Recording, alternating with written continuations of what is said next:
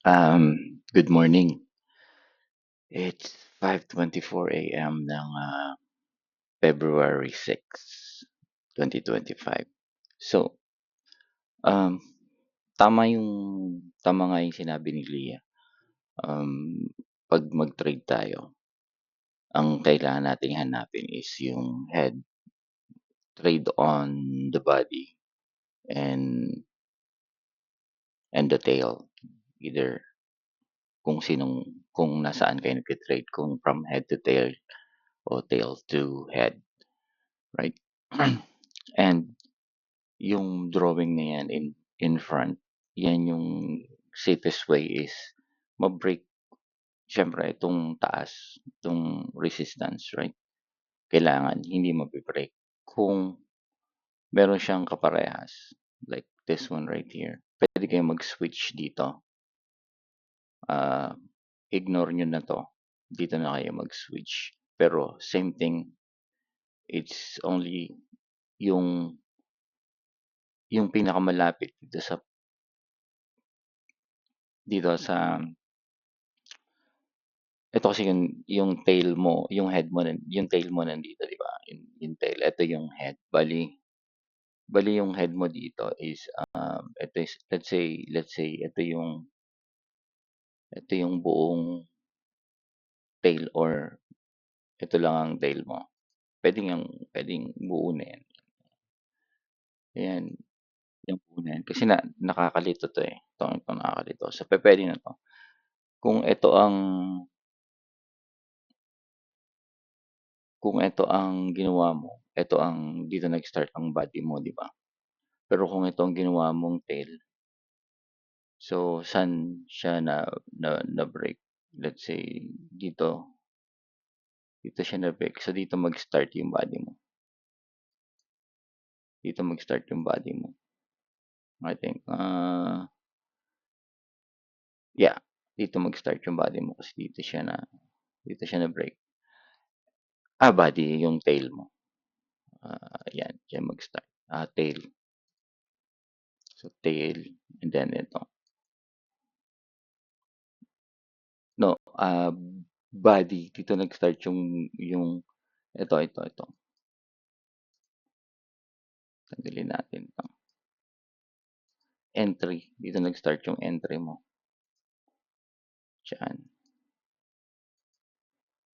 So, yung time pa mag-pullback, eh, 'di ba?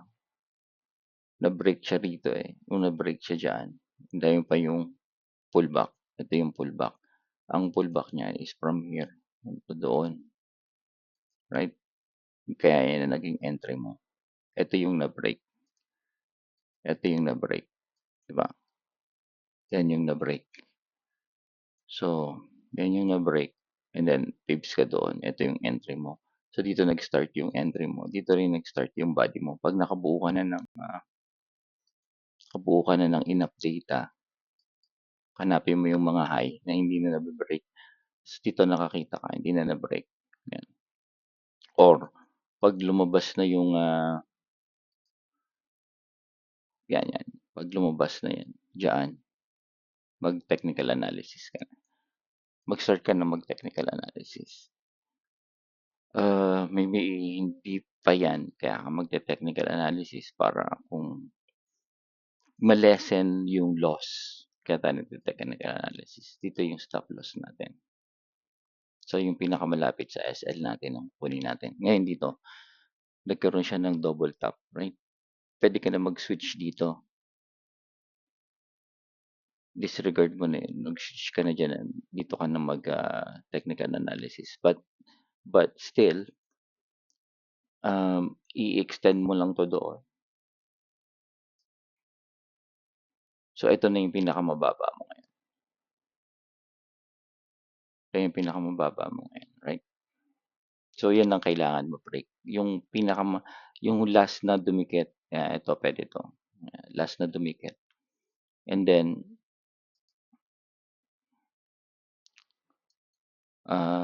yung last na dumikit dito sa support na 'to, and then puwede mong kunin ito, saka yung pinaka-high. right? So, yan talaga yung last na dumikit. Para yun sa pre-market mo.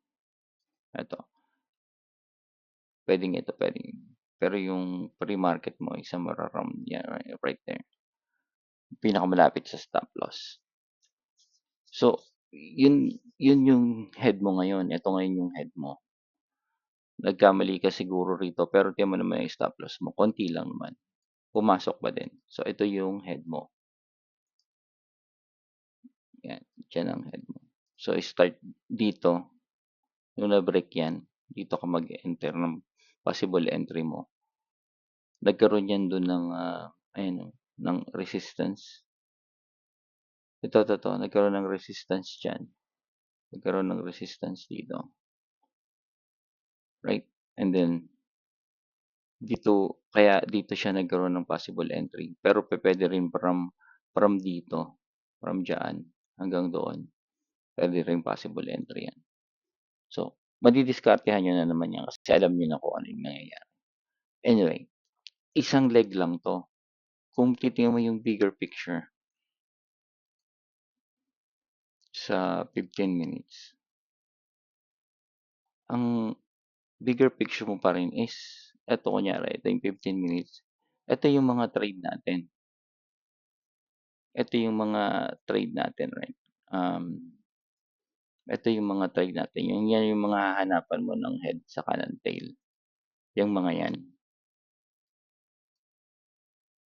Yang mga yan ang hinahanapan mo ng head and tail. So, alam mo kung saan sila mate-terminate. May idea ka kung saan sila mate-terminate kasi nag-a-averaging ka diyan, eh. Averaging ka diyan, eh. Sometimes malilito ka katulad nito, okey, tulad niyan. Pero ito yung ginagawa natin ngayon. So, ngayon ito pababa na. Kung nahuli mo 'to dun sa taas, malamang malaki yan, 'di ba? So, averaging muna, average mo sa higher time frame, 15 minutes is okay or 45. Puwede rin sa 4 pero parehas lang din yan, eh. Detailed nga lang, eh. Parang ang 4 yung tini-trade mo yung tigi-tig isang, candle na yan. So, sa 45 gano'n din, 'di mo pa rin masyadong kita. Sa 15 medyo kita mo, pero hindi mo pa rin makita yung mga detailed niya, 'di ba? Hindi pa rin makita yung mga detail niya. So, pinakamaganda na yung 5, kita mo talaga yung detail niya, saka yung 1 kung talagang super detail ka, right? Yan. Basta 'wag ka lang maliligaw kung nasaan ka na, yan, 'di ba? So, yun lang yung technical analysis. Hanapin lang natin yung una, hanapin natin yung average sa 4 hours or or 45 minutes, right? Hanapin natin yung average sa 45 minutes. Makita mo na yung average, punta ka ng 5 minutes or sa 15 minutes, i-plot mo na sila. I-plot mo na sila, yung average nila, plot mo na. Ito yung main mo. Ito yung main mo, right? Ayan yung main mo. And then 15 minutes. And then gusto mong maging detailed sa punta ka ng i-plot mo sila sa 15 minutes, yung average smaller time frame. Then punta ka ng 1 minute. Sa 1 minute, diyan ka na mag-start maghanap ng head, tail, saka ng body. So, kung sa 5 minutes, sa 15 minutes, yan, ito. So, dito sa 15 minutes, right? So, ito yung head. Yan yung head. And then, ito yung tail. So, alam niyo na kung paano hanapin yung head and tail na yan. Ganito lang, safest way to go. Ganun lang din. So, ito yung, ito yung tail. Ito yung head. So, head. Yeah. Head. Yan, head, tail. So, ito, head, right? then tail, and then head,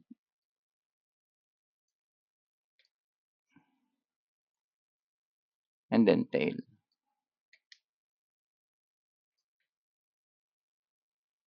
So, tail. Yan, 'di ba? Ganyan lang ang meron ka lang idea kung saan sila mag-e-end, saan sila mag-start, saan sila mag-e-end. Hanapin mo lang yung head, hanapin mo yung tail, higher minute, and then that's it. That's that's the way to go, I guess. Pinakasimple, pinakasimple. And then yun nga, kung gusto mong makita yung ayan, ito, dito nag, nag, double tap pa siya, oh, nag-double tap. Pero ito lang din ay yung ibe-break mo or kung yun ang ginamit mo, ito lang ang ibe-break mo or yung pinakamalapit, ayan nga, pinakamalapit yan. Ito una, ito yung pangalawa, ito yung pangatlong pinakamalapit na-break niya. Nung na-break niya na yan, ito, kung na-break niya yan, yan. So, na-break niya yan, ito, dito ang entry mo. Way better than here, right? So, kung dito mo siya nakuha, yan ang entry mo. Ang pinag-usapan diyan is yung pinakamalapit sa stop loss. Para konti lang ang 'pag nagkamali ka, konti lang ang loss mo. Kaya ka nagte-technical analysis. So, mo-monitor mo lang 'yan pababa hanggang kaya mong hanggang, tingin mo hindi pa 'yan magre-reversal. Kasi, meron kang idea kung saan pa magre-reversal 'yan, 'di ba? Dahil meron ka average, eh. Meron kang average, eh. So, may idea ka na hanggang dito pa 'yan, hanggang dito pa. So, kung nandun ka sa pinakataas, konting stop loss lang, puwede mong hintayin hanggang dito kahit anong mangyari dito sa loob, right? Maglagay ka na lang stop loss. Magkano yung natalo sa'kin dun?